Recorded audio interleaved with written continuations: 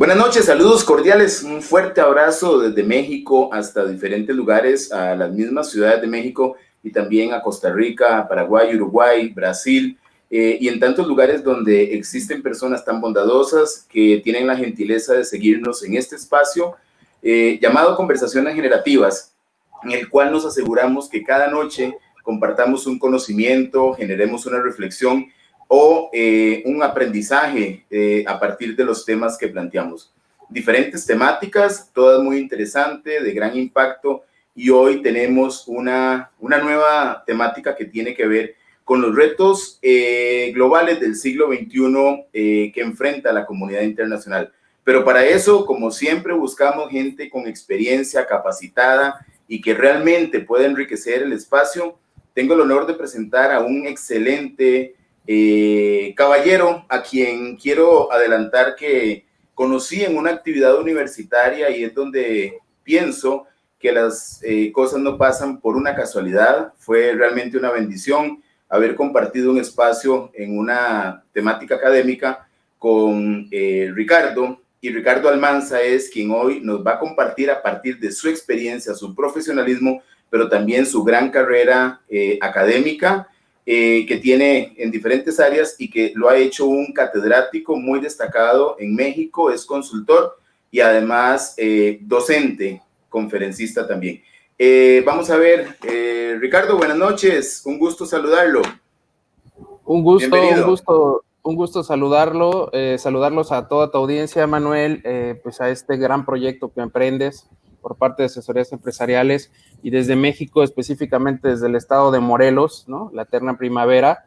Pues un saludo a todo el mundo, especialmente a nuestros pueblos y hermanos latinoamericanos, centroamericanos que nos están escuchando, y a todos nuestros amigos de México y del mundo, que nos permite precisamente parte de las bondades de la tecnología y de las necesidades actuales y a lo que nos obligó, retomando un poco el tema de lo que es cómo nos conocimos. Ahí siempre he señalado, es que no existen casualidades, siempre es un tema de coincidencias y calidades, que es muy diferente, y al final nos permite emprender proyectos como este, abonando siempre a un tema constructivo y pues en lo que podamos nosotros siempre generar en cuanto a la pedagogía social, que al final es algo sumamente importante desde la trinchera, que nos manejemos en la parte mediática, donde tengo la oportunidad también de participar como analista, en la parte de escribir artículos de opinión, y es esa parte constructiva que siempre tenemos que mantener, y creo que es parte de la responsabilidad social como individuos que debemos de aportar cada uno desde nuestra trinchera. Efectivamente, y quiero decir que he hecho un seguimiento de esa huella profesional que Ricardo va dejando y lo he visto en diferentes contextos, en diferentes situaciones, en el tema de la radio, en entrevistas, como analista político, también rodeado de algunas personalidades diplomáticas, y todo eso es parte de esta destacada carrera que Ricardo tiene. Ricardo, entrando en el tema, hablamos de estos retos globales que enfrenta la humanidad. Cuando hablamos de retos, hablamos de muchas cosas, aquello que tenemos que superar los seres humanos. ¿Cómo podríamos aterrizar ese concepto? ¿En cuáles áreas fundamentales podríamos visualizar retos que la humanidad hoy presenta? Porque son tantos y tan diferentes, incluyendo el actual, pero no es el único, que es el tema sanitario. Hay otros políticos, económicos, educativos, el tema de la tecnología, el tema de la pobreza, la distribución equitativa de la riqueza, son tantos. ¿Cómo podríamos, a partir de la experiencia y el expertise de Ricardo, empezar a abordar esta temática de retos globales? Sí, efectivamente el tema de retos globales es muy amplio, es muy complejo, ¿no? Pero al final tenemos que identificar pues cuáles son los diferentes retos que nos vamos a enfrentar y que nos estamos enfrentando específicamente iniciando la segunda década del siglo XXI. Y tenemos retos que al final hacen un impacto económico, hay un reto bajo un impacto social, ¿no? Educativo, de salud, y algo muy importante y que no quiero dejar de escapar es un reto medioambiental, que es un reto que al final pues es una parte muy, muy interesante porque nos afronta a la comprensión de lo que es la naturaleza más allá de la cuestión comercial, económica, social, humana, como la conocemos. Es una cuestión que sí nos tiene que llevar a una conexión, a una introspección con la naturaleza, ¿no? Y eso es algo creo que va a ser un parteaguas sobre un reto intangible en el aspecto de entender y cuidar el cuidado del medio ambiente, y que eso es la verdad es que es el gran reto del siglo, ¿no? Porque lo empezamos a ver desde antes de la pandemia, y pues hoy preocupantemente vi el tema de lo que Naciones Unidas informa, en el que no se disminuyó los efectos de gases invernadero y el calentamiento global que se está generando, pese a la pandemia, pese al tema de que se paralizó el mundo, pues no son buenas noticias, ¿no? Y al final, sí nos tiene que atender, y tenemos que estar muy puntuales sobre qué vamos a hacer sobre este reto que sigue, que continúa y que marca una fecha límite para final de siglo, con elevadas temperaturas, que se puso un planteamiento de que no se aumentaran de no más de 2%, de 2 grados, y que difícilmente se va a lograr. Y si no se logra, vienen una serie de consecuencias muy graves, ¿no? Y que tienen un impacto económico, social, demográfico y comercial, etcétera, etcétera. Entonces, creo que es algo que al final es un panorama y un espectro muy amplio, ¿no? De todos los retos que hay, pero sí tenemos que entender, uno, identificarlos, saber cuáles son, saber que hay unos que poderles poner fecha a mediano o a corto plazo inclusive, y algunos otros no, que algunos otros nos van a llevar un largo plazo, inclusive un cambio de vida, de estilo de vida totalmente para esta generación y para las próximas venideras, que al final tendremos que entender que el tema medioambiental no repara simplemente en hacer un cambio en 5 años o en 10, como a lo mejor pudiera ser un viraje económico, ¿no? Esto sí requiere una transición muy compleja. ¿Quiere decir esto, Ricardo? Vamos a ver, me genera una inquietud muy, muy importante, o más bien una reflexión. Veníamos arrastrando el tema de la parte ambiental antes de la pandemia, y tuvimos pandemia y pensamos que este recreo que le dio la humanidad al planeta nos estaba dando una ventaja, pero pareciera que no es así. O sea, no hay avance, no se está marcando una diferencia, y lo peor es que no esperaríamos en otro momento que llegue otra pandemia para darle otro recreo. Si no fue en esta, ¿cuándo sería? Así es que al final se hablaba de que teníamos que detener este calentamiento generado por el estilo de vida que conllevan las grandes metrópolis, las ciudades, la movilidad de las personas, y de un respiro aparente, ¿no? Que decían, wow, se ve todo desértico el día después de mañana, pero al final el reporte pues es muy crudo, y es un reporte que nos dice que prácticamente de 1999 a la última década del siglo pasado, y al 2009 aumentó 62% los contaminantes, ¿no? O sea, no hubo revés, y al final, pues se prevé que sea el quinquenio más cálido del que se tenga registro.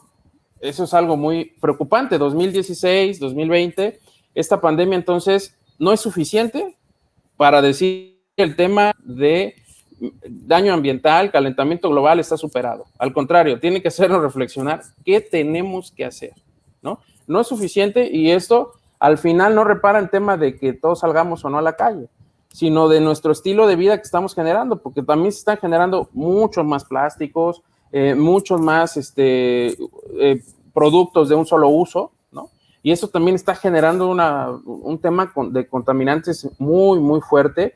Y eso es algo que, por ejemplo, Costa Rica a mí me llama mucho la atención por el tema de la sustentabilidad que tiene, por el tema de los proyectos que han podido desarrollar, que al final un proyecto como el calentamiento global tiene que ser tripartita, o sea, tiene que haber un tema gubernamental, un tema del sector privado que participe inminentemente, y ahí es donde no tenemos que satanizar al tema de la industria, ¿no? Pero la industria responsable, de la industria bajo sustentabilidad, bajo un nuevo concepto de la industrialización, que es a lo que estamos llevando ahora.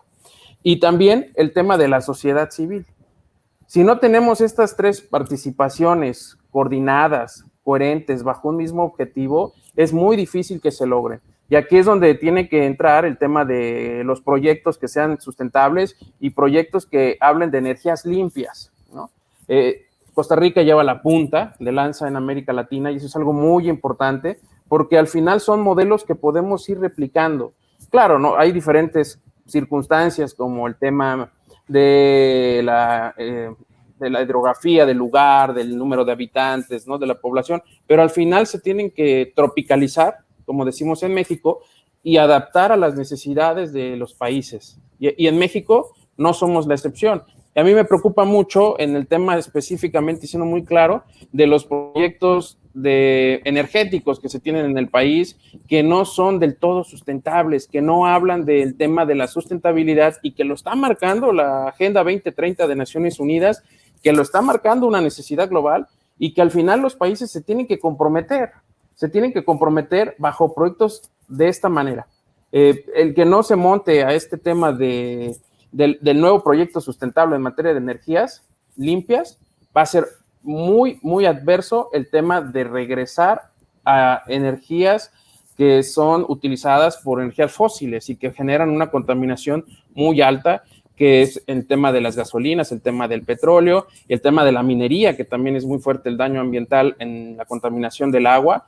Y entonces tenemos que ver energías alternas, la energía eólica, la energía solar, que aparte América Latina podría ser un gran líder. Y paradójicamente lo está haciendo China.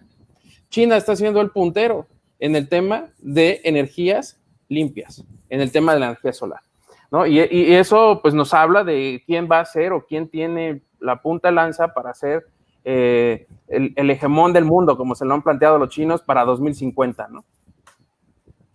Muy bien, esto nos pone en el... Vamos a ver, empezando el espacio, hablábamos de los retos económicos, políticos, la era digital, el tema de la educación, el desarrollo mismo, la pobreza, y surge el tema ambiental. O sea, uno no puede estar desvinculado de los demás, así definitivamente. Si el planeta no está bien, si la casa no está bien, definitivamente todo lo otro va de la mano. Aparte de esto, en un orden de prioridades, si te planteara otros retos en otros campos, ¿cuáles establecerías? Mira, hay un campo que al final es la parte de la biotecnología, de la parte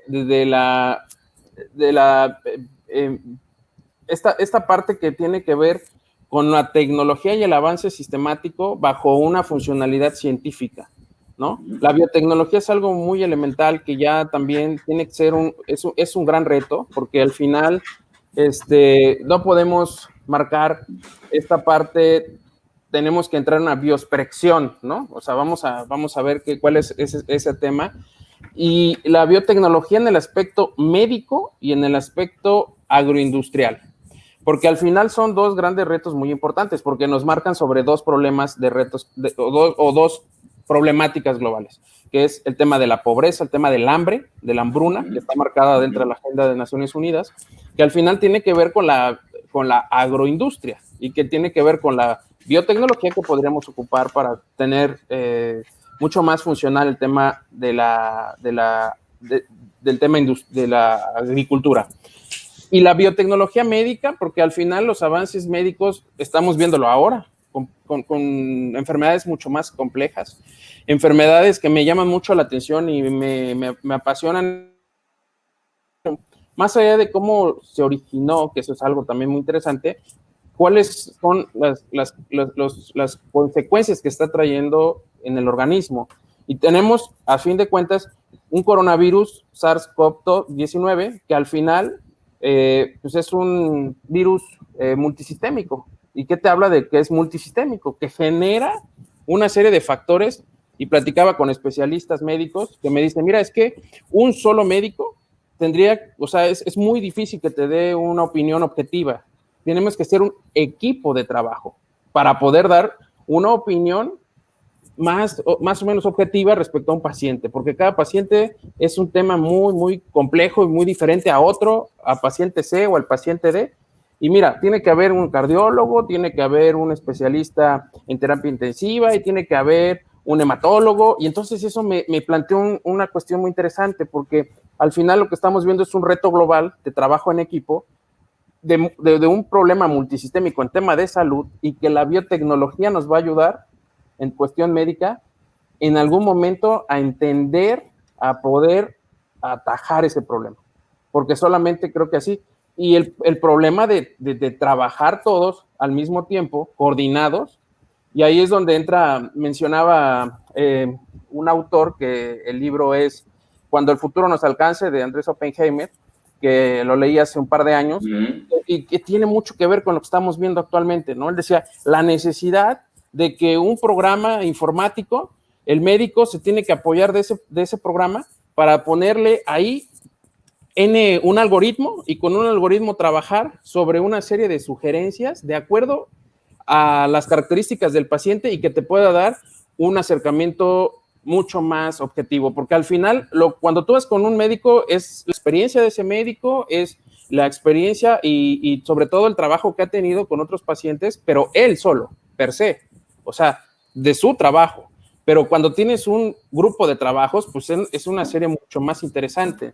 Y entonces al final, esta parte de la biotecnología va a ser muy, muy interesante, porque es un gran reto que al final se está incorporando. El tema de la información, ¿no? Del resguardo de la información con estas nuevas tecnologías, que también va a ser de la interconectividad, ¿no? Que también nos está marcando un gran reto y que también generan problemas. Ya lo vimos con el tema del robo de información, de los espías, ¿no? De toda esta cuestión que está existiendo respecto a una complejidad que nos está trayendo sobre la interconectividad, que también pues es un reto actual y que se le agregaría a los que ya teníamos, digamos, clásicos, ¿no?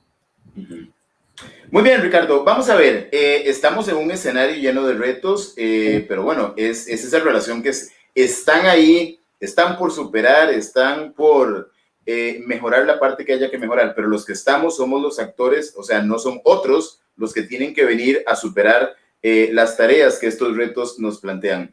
Pero esto se maneja a nivel de países, esto se maneja a nivel de potencias, esto se maneja a nivel hasta individual, por supuesto. Pero desde tu punto de vista también en el análisis político, ¿cómo ves a la humanidad hoy en función de los gobiernos y del poder asumiendo el buen manejo de las cosas para superar estos retos?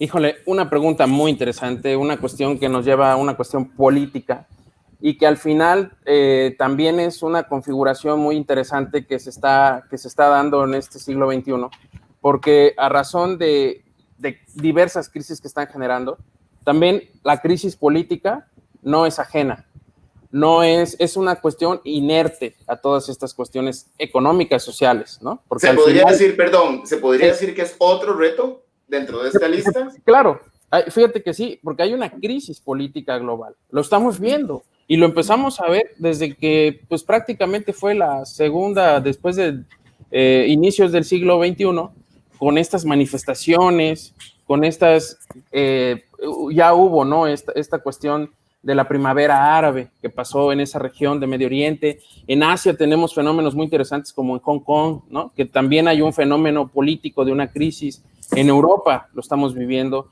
a razón de tener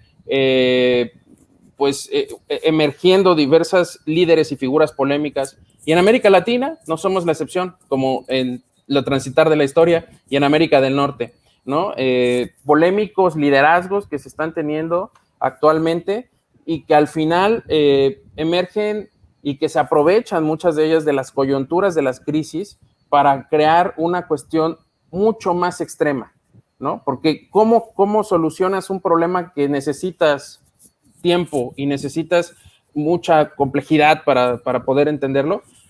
Polarizas, empiezas, y a lo mejor no lo solucionas, pero generas adeptos políticos, hablando de una realpolitik, ¿no? Al final lo que me interesa es obtener un beneficio electoral, aunque esto me lleve a hacer discursos políticos xenófobos, racistas, no incluyentes, violentos, ¿no? Y que me generen una cuestión de líderes autoritarios, peligrosamente, y que podrían escalar a una cuestión de crisis global mucho más amplia de lo que teníamos, ¿no? Ahora, actualmente.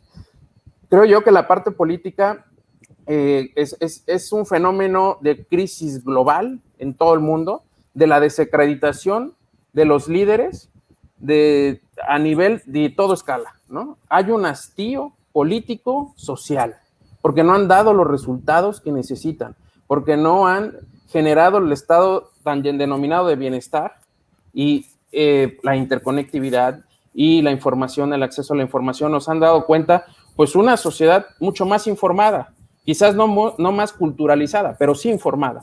Y bajo esa cuestión hay crisis en América Latina, en Chile, hay crisis, ¿no? Que empezaron este tema. En México no hemos sido excepto también excepciones de crisis y de manifestaciones sociales legítimas, porque al final hay un tema de descuido político, social, hacia un aspecto de necesidades, de diferentes problemáticas como es la pobreza, como es la falta de oportunidades, el empleo, el acceso a la salud, el acceso a la educación, que son temas básicos, y que algo que nos tiene aterrorizados, y por lo menos en México, es la cuestión de la violencia, que al final es un problema que a lo mejor no es global, pero sí bajo algunos sectores regionales, y México es alguno de ellos, en algunos países como Colombia, ¿no? También lo es, pero es una cuestión que los líderes políticos no han podido dar una respuesta efectiva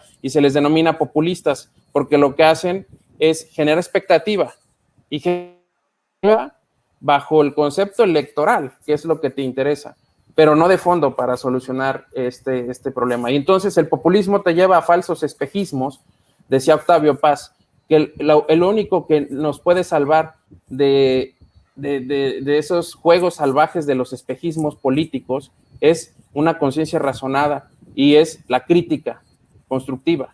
Solamente eso nos puede salvar, porque al final es un espejismo muy peligroso.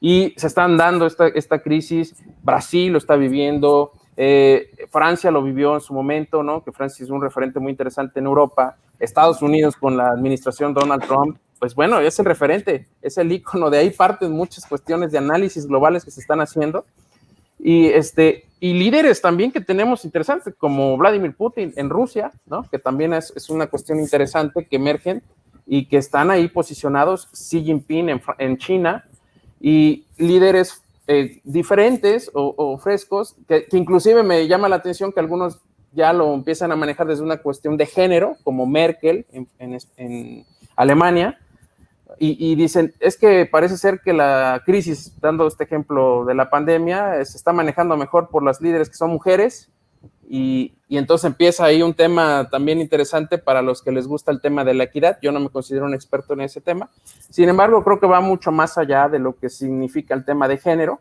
¿no? Porque es una cuestión sobre todo responsable, y sabes algo muy interesante, que se está tomando en cuenta al tema científico, que para solucionar una problemática global, como lo es ahora el tema del coronavirus, por poner un ejemplo, se necesita el apoyo de la comunidad científica. Si no, no puedes tomar decisiones responsables, no puedes hacer acciones objetivas, y aquí es donde entra el tema de que o vas a tomar una decisión responsable pese a tener un impacto político, o prefieres tomar una decisión bajo el espectro político, pero no dañando o sabiendo de antemano que pudiera haber una repercusión porque no estás tomando el aspecto científico. Y ahí es donde debe haber ese equilibrio. Eso me parece muy importante. Crisis política global, uno de los retos que planteas, pero retomando la pregunta anterior, mientras no se supere, no hay un acercamiento al trabajo en los otros retos, porque si nos vamos a esperar a que esto funcione a nivel de líderes políticos y de ese trabajo en equipo del mundo para enfocarse en la solución de las problemáticas globales, se nos puede hacer tarde. No, claro, y al final no vamos a esperar que el tema político solucione las problemáticas, porque eso no ha pasado en lo largo de la historia, o difícilmente se ha pasado de esa manera. Sin embargo, se necesita el actuar social, ¿no? El actuar social desde la persona, desde la identificación de las acciones que yo como persona hago en mi día a día y que puedo cambiar de una manera responsable, de generar un ambiente de armonía, ¿no? En tu entorno pequeño de la familia, y desde ahí empezar a generar esa conciencia, no esperar a que el político no robe, para que tú no robes igual, ¿no? O sea, eso tenemos que entender en esa conciencia, no esperar a que se tengan grandes proyectos de sustentabilidad, que es necesario, evidentemente, pero para que tú en tu casa realices una composta y realices un tema de separación de residuos y de empezar a contaminar menos. Y eso es una aportación muy valiosa, porque al final, pues somos una unidad que en México 120 millones de habitantes, ¿no? En 5,000 millones en Costa Rica aproximadamente, ¿no? Entonces, creo que al final es una cuestión de que cada persona tiene que entender su rol que tiene que jugar desde lo que va a hacer. Y la cuestión política, definitivamente no podemos esperar a que ellos vengan a decirnos lo que vamos a hacer, lo que es correcto hacer, porque lo pueden hacer bajo ese maniqueísmo maquiavélico, bajo ese maniqueísmo electoral, que es para un beneficio de ellos y no para un beneficio colectivo.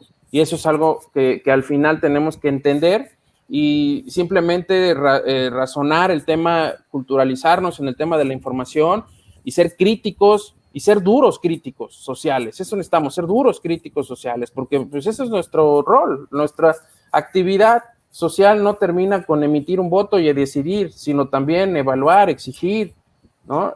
Manifestarnos cuando no estamos de acuerdo. Y yo creo que al final, pues, no tenemos que esperar el tema de los gobiernos a nivel internacional ni a nivel local, ¿no? Como son organismos internacionales que también vemos que a veces sus acciones, no se llevan a cabo sus objetivos porque los estados no están todos de acuerdo y hay muchísimos retos ahí, como la cuestión del derecho internacional, que es otra cuestión muy, muy interesante, que en los estados pues no los puedes obligar a que hagan o dejen de hacer ciertas cuestiones, ¿no? No es coercitivo, eso es muy interesante. Claro.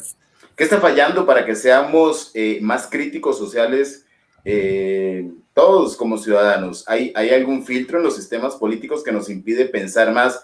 ¿Por dónde se podría trabajar eso para que cada ciudadano sea un mejor crítico social? Ahí entra una cuestión muy interesante y que yo lo pondría ahí un reto global, la educación, ¿no? Y es un tema que nos apasiona a ambos y es un tema que yo vengo de una familia de educadores, de profesores, de toda mi vida está relacionada con el tema de la pedagogía y me he dado cuenta desde diferentes ángulos, ¿no? Desde miembro de una familia, de un profesor, desde alumno, ¿no? Estar sentado en la butaca, desde profesor, estar en el aula, y también como directivo, como coordinador, como esa parte administrativa, ¿no? De procesos, y entonces me da un espectro más o menos amplio, y puedo dar, creo que con una, pues, cierta tranquilidad, una opinión, de que el reto educativo es muy grande y que es realmente preocupante. De hecho, el 8 de febrero fue el Día Internacional el 8 de septiembre fue el Día Internacional de la analfabetización a nivel global, de analfabetización, que hay mucha gente todavía, hay muchos millones de personas que no saben leer y escribir y que no tienen el acceso a la educación. Luego, entonces, esta crisis que nos vino a dar un parteaguas de que nos vino a hacer el acceso a la educación mucho más difícil, porque ahora requieres de una plataforma electrónica, porque requieres de un dispositivo electrónico para poderte conectar como lo estamos haciendo ahora, y porque requieres de una conexión a internet, ¿no? Y el que no lo tenga, pues no accede a esa educación. Entonces ahí tenemos pues un gran reto, porque hay comunidades donde no hay ni energía eléctrica, ¿no? No hay internet. Entonces, por más que tengas un dispositivo electrónico, pues no puedes tener esa conexión. Y al final va a haber un rezago educativo, eso va a ser inminente, va a haber un rezago educativo global, porque no todos los estudiantes están teniendo ese acceso. Y entonces, si no tienes una educación que te enseñe las bases, principios sociales, cívicos, ¿no? De competencias básicas que necesitas como estudiante y que al final te integres a una sociedad como un profesionista o como un técnico profesional, que también es muy interesante y es necesario, no vas a poder tener un criterio pues, de objetividad sobre tener una cultura y exigir, ¿no? Saber que pues, existen por lo menos principios básicos políticos, sociales, y que nos vean la cara como sociedad. Por eso es algo que es muy elemental tener una mayor participación en cuanto a porcentaje educativo, un acceso a la educación. Si nosotros abatimos el rezago educativo, por default, el tema de la culturalización social, vamos a tener un avance. O sea, eso estoy convencido, y yo creo que si las apuestas de las políticas públicas se enfocaran en el mayor acceso a la educación, como en algún momento México lo hizo, se da un gran salto también a la exigencia social y a la parte de la profesionalización política que pudiera haber, eso. Ricardo, el tema, y lo retomabas hace un ratito, la clase política nos sigue debiendo y pues no vamos a delegar en ellos la responsabilidad de tomar la decisión para ser un mejor crítico social y por ende un mejor ciudadano, un mejor familiar, un mejor amigo, un mejor protector del tema ambiental, si lo llevamos al ser humano en su base. Se habla de fenómenos populistas y pues yo creo que es algo que ha trascendido en diferentes países de Latinoamérica. ¿Qué hizo de más o qué dejó de hacer la clase política tradicional para que emergieran estos grupos? Porque realmente una cosa puede ser consecuencia de lo otro. ¿Qué pasó con los mismos de siempre, con los que estaban antes, que en alguna forma tuvieron la responsabilidad de que emergieran estos grupos, si así lo consideras? Mira, aquí es algo muy particular, porque para poder decir ¿qué hicieron, no? Es que aquí va por región, decía El choque de civilizaciones, ¿no? Que hay un libro muy interesante sobre estas cuestiones de los diferentes conceptos e ideologías, ¿no? Que tiene que ver con civilizaciones. Y vamos a aterrizarlo con el tema de la región latinoamericana, que es la que nos compete en este momento. Hay un tema, por ejemplo, de lo que ha dejado de hacer y que nos ha quedado de ver la clase política, y que es el fenómeno de la corrupción.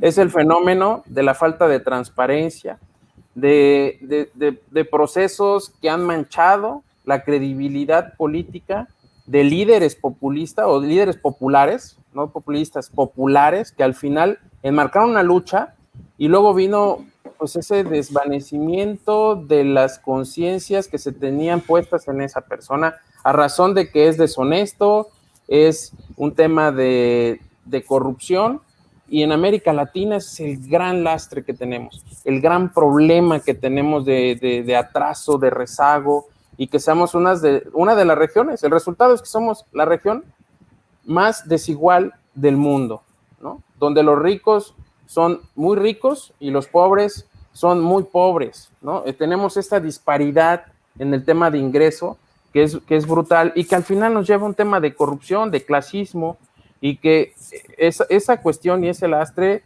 nos ha llevado a no tener acuerdos que pudieran impactar realmente a la sociedad y que pudieran generarle un cambio significativo en su estilo de vida, porque si hablamos de que hay corrupción de antemano, no vas a lograr nada si existe la corrupción o existe la deshonestidad, ¿no? Existe este tema de que no hay transparencia, y pues al final, fíjate que es un concepto muy lastimoso para la sociedad, porque encuentra de repente esperanzas en algún líder, y cuando se da cuenta que no, y que también hizo procesos iguales que los otros, o no importa si fue mucho o fue poquito, pero fue un proceso de corrupción o falta de transparencia, pues se desvanece toda esperanza, y entonces vuelve a lo mismo. La clase política solamente busca lo que es la lucha por el poder, como decían los realistas, ¿no? Decía Hobbes, el hombre es el lobo del hombre, ¿no? Y otros autores que nos dicen que existe siempre esa lucha y esa ambición,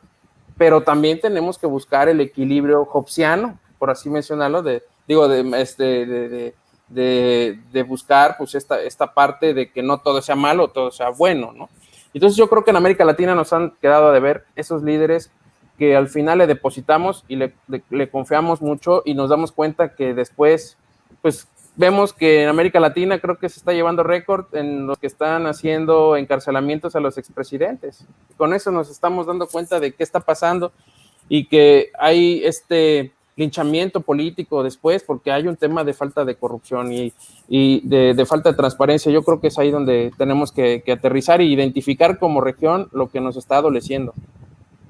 Ricardo, quiero aprovechar porque gente que nos sigue en otros países pues también tienen interés México es un referente muy importante en diferentes campos a nivel de Latinoamérica.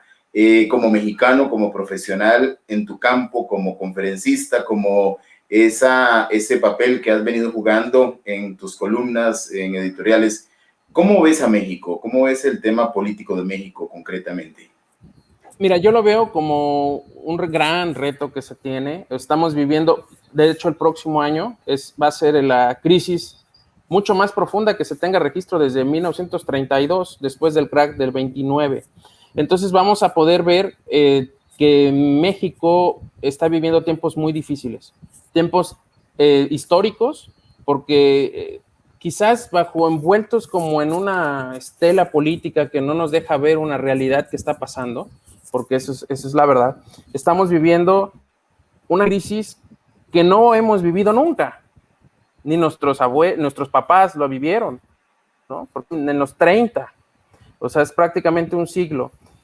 Luego entonces tenemos que, pues esta crisis y esta cuestión, viene un momento electoral, ¿no? O sea, se apareja un momento electoral del 2021 y entonces, híjole, se viene una ola de desacreditación, de corrupción, de videos, o sea, es como socialmente, si hubiéramos un sociólogo aquí, nos podría decir, es como un tema de catarsis política, donde a la sociedad la dejan dañada, la dejan dañada por un periodo de tiempo mucho más grande, y al final vivimos ese momento en un momento con la mayor crisis de profundidad económica, un momento político con las elecciones más grandes de la historia de México. Creo que el 2021 pinta para ser un año muy complejo para México, con una proyección de un decrecimiento de un 9%, de un menos 9%, a tal grado que los expertos económicos nos dicen, bueno, si bien nos van y las cosas se hacen bien en en este sexenio, porque se miden los avances o retrocesos de manera sexenal por el tema presidencial, al final de la administración actual, si bien nos va, con que estemos como estábamos cuando iniciamos, es ganancia, o sea, 0%. Nos habla de que tenemos que manejarnos en números negativos económicamente, ¿no? Eso es algo muy grave. Empresas, ¿y eso cómo nos impacta? Empresas están cerrando. Hoy acabo de ir a un cajero automático y me doy cuenta que un gimnasio que estaba ahí, que habían invertido, pues yo me imagino varios miles de pesos, pues está cerrado porque pues no hubo pues ese soporte y no se aguantó por el tema de la pandemia. Y así restaurantes y sobre todo el mayor impacto es el tema de los micros, de los pequeños y de los medianos empresarios que sostienen, y aquí hago recalco que es el que sostiene, es la base de la población económicamente activa. El 80% de la población económicamente activa que recibe un ingreso depende de este sector, del micro, del pequeño y del mediano. Las grandes empresas solamente tienen el 20% de los trabajadores, ¿no? de la población económicamente activa. Entonces, pues nos habla de la gran crisis que estamos viviendo, que hay un tema de que no hay empleo, ¿no? Se habla de que va a haber una tasa de 13.5 de desocupación a nivel regional en América Latina, y en México rondábamos tasas de 4, del 3%, marginalmente 5 máximo, y vamos a ver una tasa exponencial mucho mayor, a doble dígito, ¿no? Eso nos va a hablar de que no son tiempos fáciles, y aquí tenemos que apostar a lo que comentábamos, al tema de la educación para largo plazo, porque esta crisis no la vamos a poder. Se hablaba de que iba a ser a mediados de año, que iba a ser una fase rápida de recuperación de más o menos 2 años y vamos a estar recuperando, pero no, ya lo vimos que no va a ser así. ¿Qué tenemos que hacer? Políticas públicas apostándole a la ciencia, a la tecnología, a la educación y el apoyo al desarrollo de nuevos negocios bajo una percepción sustentable, ¿no? De poder generar micros y medianos empresarios nuevos, ¿no? Porque al final tiene que haber ese apoyo gubernamental. A mí me preocupa mucho y yo creo que México tiene el potencial, lo tiene, en la parte de la infraestructura, tiene excelentes servicios turísticos, es un gran es patrimonio de la humanidad en muchas de las cuestiones que tiene, ¿no? Entonces, tenemos con qué para poder generar esa competitividad. Comercialmente también somos productores, ¿no? Importantes de productos básicos, de granos básicos. Podemos generar el tema de energías limpias que hablábamos, por el tema de la ubicación geográfica del país. Tenemos líneas costeras muy interesantes como lo tiene Costa Rica, ¿no? Que un país sin costa es un país que está condenado a la dependencia, ¿no? Pero aquí marco un parteaguas. El gran reto de México, y como decía nuestro expresidente Porfirio Díaz, es tan lejos de Dios y tan cerca de Estados Unidos. Ok, vamos a ver, en esta crisis y en esta situación que cada día vemos que empeora el tema de la empleabilidad, ¿qué no sería achacable a la pandemia? ¿Qué sería responsabilidad directamente, si se puede decir, entre ciudadanos y clase política para haber llegado a donde está México hoy, sacando la cuota que tiene la crisis de responsabilidad en esto? ¿Me podría repetir la pregunta? Vamos a ver.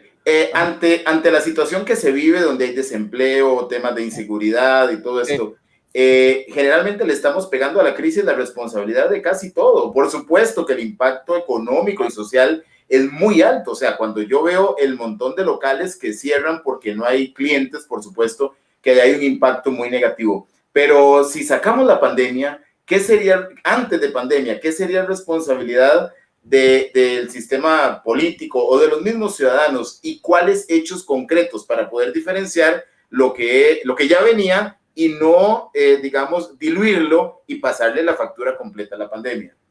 Claro, eso es muy importante, porque fíjate que algo que generan las crisis es que siempre develan la realidad y dejan ver el telón que había atrás, el desastre que había atrás, tras toda esa obra que nada más estaba pintada, y que entonces tú cuando se cae esa cortina empiezas a palpar y empiezas a revisar qué tan profundo estaba la crisis, ¿no? Lo vivimos con el terremoto hace 3 años, ¿no? Que también se develó la falta de transparencia y de corrupción para un fondo de desastres que había, ¿no? Y que no se trabajó. Y entonces en esta pandemia pues nos deja ver también una cuestión de, por ejemplo, una crisis sanitaria que se tenía, una falta de objetividad, de trabajo, de políticas públicas enfocadas a la seguridad social. El acceso a la salud era un tema que estaba ahí rezagado y que al final ya se había planteado que era un problema global y que regiones como América Latina teníamos que atenderla, el acceso a la salud, y que no lo hicimos como debíamos hacer, o lo hacíamos maquilladamente con programas sociales, ¿no? Como algunos denominados por algunas administraciones para que tuvieran acceso a la salud, y que pintaban y que ponían algunos centros de salud o algunos centros médicos en poblaciones, pero que no desarrollaban efectivamente una atención adecuada. No había un médico especializado, no tenía la infraestructura adecuada, no tenía servicios ni de energía, y entonces la gente que tenía ahí un centro de salud o un centro médico, pero simplemente para el número, para cumplir con esa parte de maquillar la cifra, pero no atendía. Yo te puedo decir, o sea, aquí en la comunidad donde yo vivo hay un centro de salud y da una ficha al día. No, hombre, o sea, es inoperante un centro de salud público que dé una ficha, porque entonces nada más puede haber un enfermo en una comunidad. ¿Y qué hace? Bueno, el sector privado empieza a tomar ese mercado. Vemos ahora farmacias que dan el servicio de atención médica gratuita, y si compras tus medicamentos, pues no te cobran nada. Y entonces empezaron a cubrir ese sector. Y después lo que hace la clase política o el sector gubernamental dice, pues ya tenemos acceso, gracias también al sector privado que nos ayudó, porque, bueno, es un tema de negocio, pero tu función como gobierno es cubrir la necesidad de salud pública. Y ahí voy muy puntual con la pregunta. O sea, sí tenemos que ver que al final, antes de la crisis, había una crisis de acceso, de la pandemia, había una crisis en materia de salud, sí la había, y que había corrupción, claro, falta de atención, falta de equipo, el recurso humano insuficiente, bueno, una serie de situaciones que esto ya era previo a la pandemia. Pero post de la pandemia, entonces ya evalúas cómo hiciste ese seguimiento de la pandemia. Si lo abatiste, si nada más cuantificaste números, si revertiste un poco el tema de la falta de atención hacia los servicios de salud, o los dejaste igual, o inclusive retrocediste, que ese sería lo más grave, porque al final estamos peor de lo que estábamos, ¿no? ¿Cómo? No, pues eso fue a causa de la pandemia, podríamos decir. Ahora, tuvimos tiempo, no mucho, pero para entender cómo venía el concepto de la pandemia. Por eso la importancia de atender bajo una asesoría científica. Y te decían, mira que en Asia ya viene así, mira que en Europa están pasando estas cuestiones y que está muriendo y la atención médica. Y entonces nosotros, nos impacta la ola de la pandemia en América Latina y nos arrastra. Y parece ser que no vemos todavía luz porque estamos en medio de esa ola, aunque ya muchos digan que estamos saliendo o que ya está controlada o que está a la baja, estamos dentro de esa ola y que al final terminando esta ola tenemos que verificar los daños, ¿no? Pudimos haber hecho algo, no inminentemente la ola tenía que llegar, claro, pero pudimos haber hecho algo, sí, yo creo que sí, con medidas preventivas mucho más efectivas. Y sobre todo, más que medidas efectivas, sobre cuestiones de seguimiento, ¿no? Seguimiento. A mí me llama mucho la atención el seguimiento tan fuerte que tienen en Asia, ¿no? Un seguimiento tan disciplinado, tan riguroso, que identifican quién es y hacen un aislamiento de esa persona, de la familia. Una vez que está recuperada, regresa a la familia y eso hace que no se infecte la población. Dices, bueno, es un tema de que tienen un recurso y un poderío en materia de salud y nosotros estamos muy endebles porque estábamos apenas buscando el acceso a la salud, que es algo del principio básico, ya no vamos al tema de especialización, ¿no? O sea, el principio básico de que te atiendan, de que tú llegues y me duele, tengo una dolencia y tengas una atención, eso es todo lo que estábamos buscando. Y yo creo que pues estamos todavía lejos de alcanzar el objetivo que sería de países desarrollados. Sin embargo, sí tenemos que identificar lo que estaba y que, claro, que es, y tampoco podemos culpar al pasado como consecuencia del presente, como el resultado que ya no podemos hacer nada, porque para eso está la hora, para hacer cambios. Muy bien, Ricardo, como especialista en seguridad, ¿qué opinión te merece el tema de ese otro gran flagelo inmerso en el día a día de la violencia y la seguridad en un país tan lindo y tan lleno de ese gran potencial como México? Sí, es un problema que se vino acrecentando prácticamente de 10 años para acá, de la administración de Felipe Calderón, cuando empieza una guerra frontal contra los denominados guerra contra el narcotráfico. Y que aquí faltó el tema, y es algo que en seguridad internacional tenemos que tener muy claro, que es la inteligencia. Si tú no tienes inteligencia para generar políticas de seguridad, porque estamos hablando de grupos criminales organizados. Y si tú no generas inteligencia, no puedes combatir el crimen organizado. Es así de sencillo. Entonces, aquí tenemos varias células de crimen organizado. Son múltiples, ¿no? Atípicos, diferentes. Pues tienes que tener, asimismo, diversas células de inteligencia, como réplicas, ¿no? Eso vamos a poner a prueba de un virus. Tienes un virus, pues tienes que tener varios virus alrededor que empiecen a identificar y saber cómo pues, lo van a mitigar. Y si no hay inteligencia, o dependes de la inteligencia, que eso es todavía peor, porque te vulnera doblemente, te vulnera el crimen organizado interno y te vulnera la dependencia hacia poder infiltración, que pudiera haber infiltraciones hacia el exterior, no puedes combatir. Desgraciadamente, México, de hecho, ha retrocedido en el tema de la inteligencia gubernamental. Y yo no entiendo esa parte se desaparece un CISEN que al final pues se manejaba que estaba al servicio del presidente, que nada más era, pues yo creo que tendríamos que redireccionarlo hacia lo que se tendría que hacer el CISEN específicamente, pero no desaparecerlo, porque es un centro de inteligencia. Y el centro de inteligencia no tiene que ir a una inteligencia de hacer un linchamiento político, de buscar la venganza política como se utilizaba o se mal usaba, ¿no? Y hacían intervenciones de llamadas telefónicas políticas, entonces se desvirtuaba. Tienes un problema de seguridad enorme como lo tenemos nosotros, por el problema del narcotráfico, que específicamente tienes y sabes de dónde origina toda esta violencia, ¿sí? Entonces y aparte tienes múltiples células de crimen organizado por las acciones anteriores que se dieron con una guerra frontal, que no hubo inteligencia, entonces se diseminó. Ahora se tiene inclusive algunos líderes de crimen organizado que están diversificando sus modus de actuar ilícitamente con otros delitos que están incluyendo también. Entonces, que tienes que tener inteligencia para identificar, para saber y desarticular, que es al final el objetivo, desarticular las, pues estos células del crimen organizado. Y ahí voy, ¿cómo lo pueden hacer? Pues vemos en Estados Unidos que hacen una redada y pueden arrestar a 200 personas o 100 personas. ¿Cómo haces eso? Pues con una serie de una fortaleza y una inteligencia bastante grande, tecnológica, por eso ahí entra la biotecnología, ¿no? O sea, la parte de la biotecnología que te va a ayudar y que nosotros no podemos agarrar a uno, ¿no?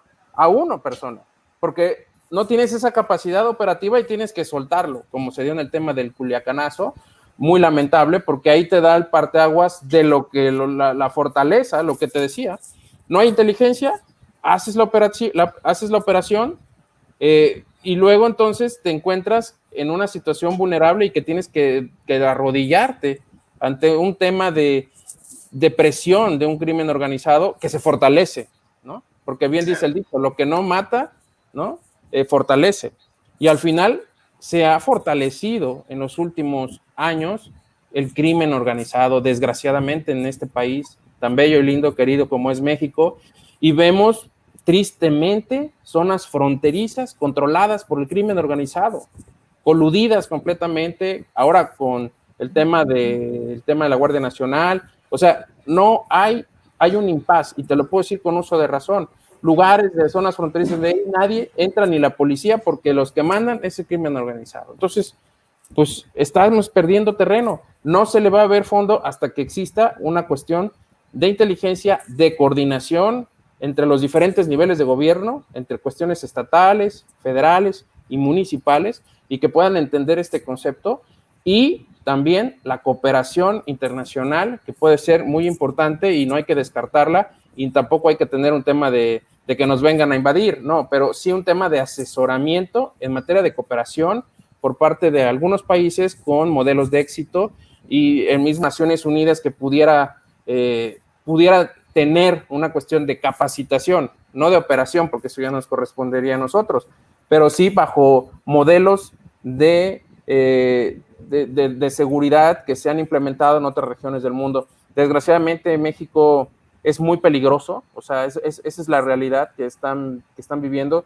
Tú quieres transitar en México como mexicano en tu propio territorio, lo haces con miedo, ¿no? Y hay lugares donde no puedes transitar porque son lugares pues donde nadie puede circular. Entonces no eres libre en tu propio país, y es una limitante que ojalá en algún momento se pueda romper, porque todos añoramos, que es la libertad, y he tenido la oportunidad de estar en otros países donde hay una psicosis social, hay un tema de un estrés social fuertísimo, fuertísimo, de no poder dormir, quizás, noches de no poder dormir y escuchar disparos o balaceras y noticias y no salgan y toques de queda, en un momento a otro, cuando eso no tiene que pasar, cuando tú puedes caminar por la calle, porque es un tema de la responsabilidad gubernamental que tiene que salvaguardar la seguridad, así como los otros problemas como la salud y la educación que hemos hablado. Muy bien. Cerrando, Ricardo, ¿cómo evalúas el rol de los gobernadores? Es mi percepción que en un país tan grande el tema de los gobiernos locales, delegados en la figura del gobernador, ¿hace eso ingobernable un país en la dimensión de un tamaño como México? El problema del federalismo, ¿no? Ese problema del federalismo que acabamos de ver hace un par de días, que se acaba de dar una ruptura de un programa o de de un Consejo Nacional de Gobernadores, que era claro. CONAGO, y que 10 gobernadores deciden salirse y hacer un frente, ¿no? Un frente federalista, que así se le denomina. Por ahí va el tema. Sí, es un problema muy interesante porque nos plantea el sistema de gobierno, ¿no? El sistema político lo tenemos muy claro, que es un sistema democrático, pero luego el sistema de gobierno, que es el cómo se administra esa democracia, ahí es donde entra este tema de el federalismo o no federalismo. O sea, ¿el federalismo trae beneficios o es simplemente la unificación del poder hacia un líder, ¿no? Que quiere mantener el control? O también, si no hay control, si no hay orden por parte de un líder, existe también un descontrol por parte y no hay políticas coordinadas, específicas. Y ahí entra una teoría, ¿no? Una teoría personal. Es que creo que no puede haber coordinación completamente, porque si no, no funciona un tema de república, como la república referente que tenemos que tener, que es la francesa, y que inclusive esa república francesa fue parte del modelo que México ocupa para hacer su modelo político, ¿no? Entonces, creo que hay en algunos rubros sí que puede haber tiene que existir el federalismo y la autonomía de los estados, pero en otros no.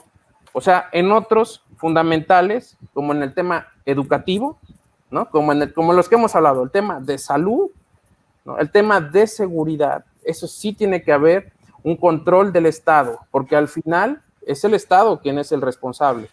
Otros ya sobre la administración pública, sobre organismos autónomos, bueno, eso ya podría decir yo a lo mejor dando ese parteaguas del federalismo y puedes ver cómo va fluctuando. Pero temas vitales como el que los mencionamos, como el tema educativo, no puede haber. Pero bueno, ¿qué tienes que tener?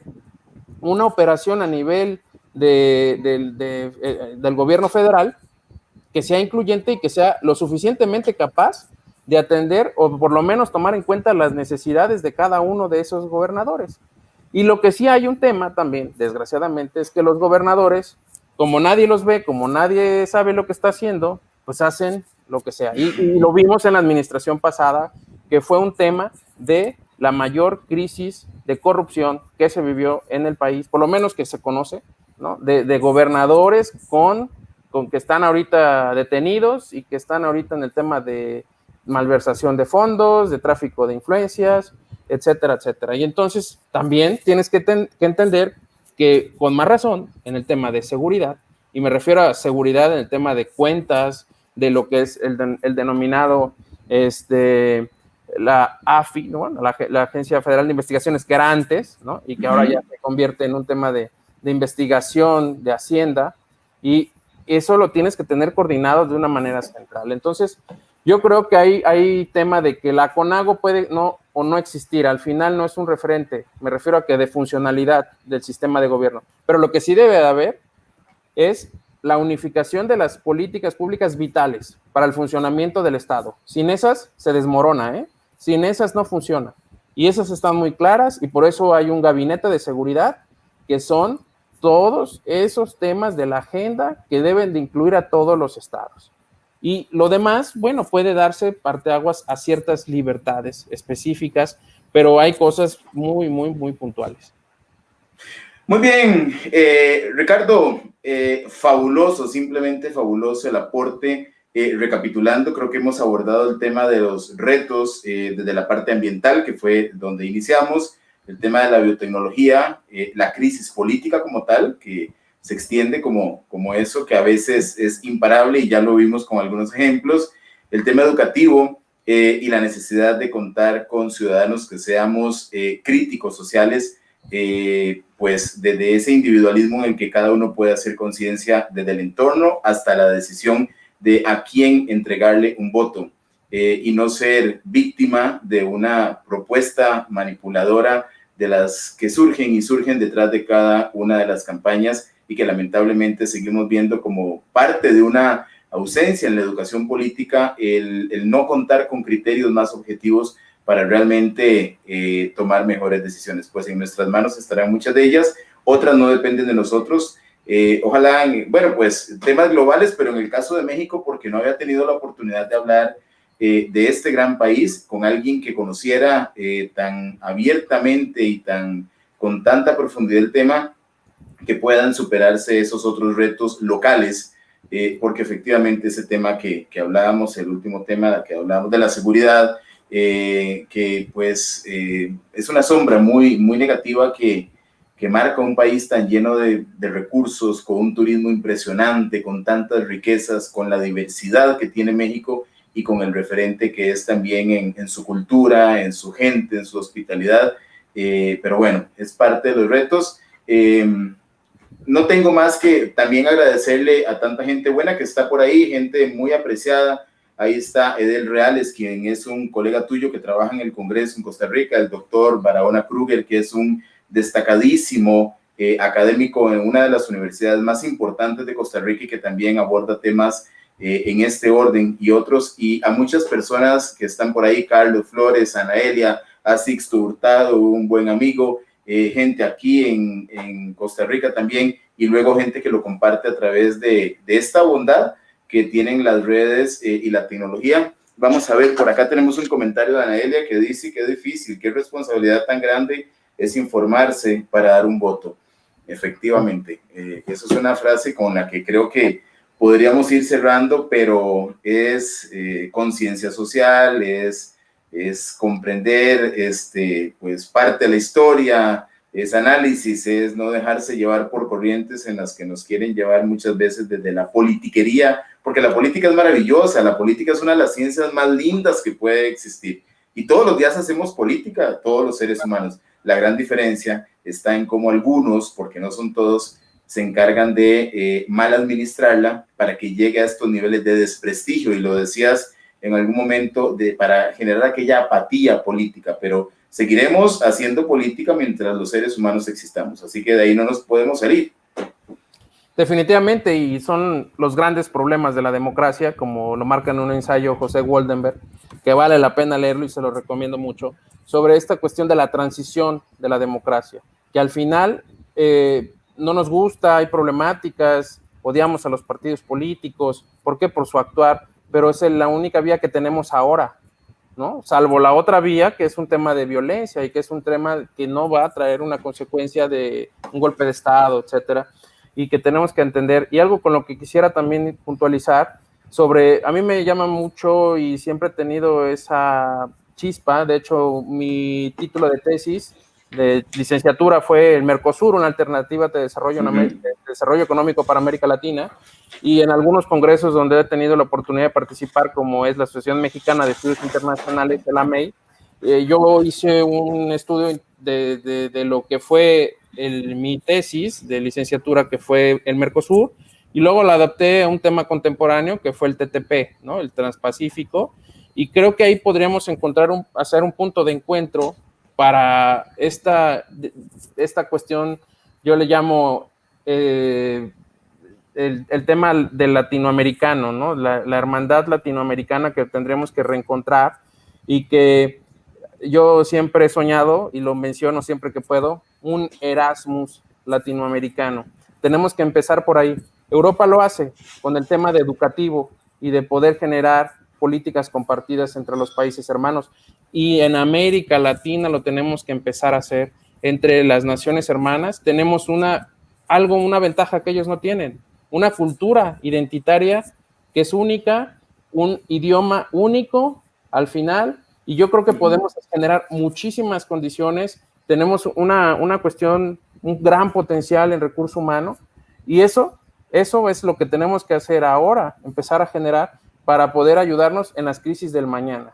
Si no lo hacemos ahora, no lo vamos entendiendo, aislados difícilmente vamos a salir de eso. Entonces creo que las naciones y los países y las personas latinoamericanas tenemos que entender eso, que tenemos que tener puntos de encuentro entre nuestros hermanos de Costa Rica, nuestros hermanos de Panamá, de Bolivia, de Perú, y tener irnos asociando bajo un concepto como estos, bajo un concepto de estrategias colectivas, y que nos van a ayudar mucho más para enfrentar crisis externas, darle solución, y también protegernos en diversos temas como las cuestiones económicas, comerciales y financieras, ¿no? Que pues van a tener un impacto global. Así es, Ricardo, mi admiración por siempre, y mi respeto a tan gran profesional, tal y como lo conocí en la universidad, en una dinámica del diseño de un plan de maestría en la actividad que estuvimos, y que fue esa circunstancia en la cual nos cruzamos para llegar a estos espacios, pero más allá también para conocer gente buena que siempre aparece en la vida y gente muy reconocida. Ha sido un gusto. Te agradezco muchísimo el tiempo, la disposición y las ganas que le has puesto a esto, porque es evidente tu pasión sobre el tema, y también te deseo muchos éxitos en proyectos que sé que estás manejando en el orden personal, académico, porque ahí hay un espacio muy, muy grande en el cual puedes seguir transitando, y ojalá que eso sirva también para que pues pongas tu conocimiento al servicio de México en algún momento. Te agradezco mucho, Manuel, realmente también mi aprecio, mi admiración hacia ese empeño que tienes sobre proyectos que son necesarios y que al final ese alguien lo tiene que hacer, y alguien con pasión, y que sin esas personas lo trascendental se vuelve intrascendente, porque no hay esas conexiones que tú estás realizando. Es un tema que al final yo te puedo decir, no hay que desistir. Algo de lo que yo tengo en mi lema y de mis proyectos que siempre me planteo es: nunca desistas. Aunque estés en la penumbra y no veas ni la palma de tu mano y dices estoy perdido, sigue adelante, porque solamente así vas a poder salir. Si te quedas parado, te pasmas o te entra el pánico, jamás. Entonces creo que al final pues para eso estamos, siempre al servicio, pues es apasionante, y siempre en un plan constructivo desde cualquier plano, ¿no? Al final tenemos que ser interdisciplinario, multidisciplinario, y estar atentos siempre a la información de lo que llegue, y si algo me apasiona es el conocimiento, y el conocimiento es para compartirlo, no hay más. Así es, así es. Pues muchísimas gracias. Con tu aporte me aseguro que a quienes nos debemos generamos esa reflexión, ese conocimiento, y hacemos la evolución que nos hemos propuesto desde el primer día con este espacio. Buenas noches, Ricardo, muchísimas bendiciones y gracias por tu participación. Igualmente, un abrazo a todos. Gracias.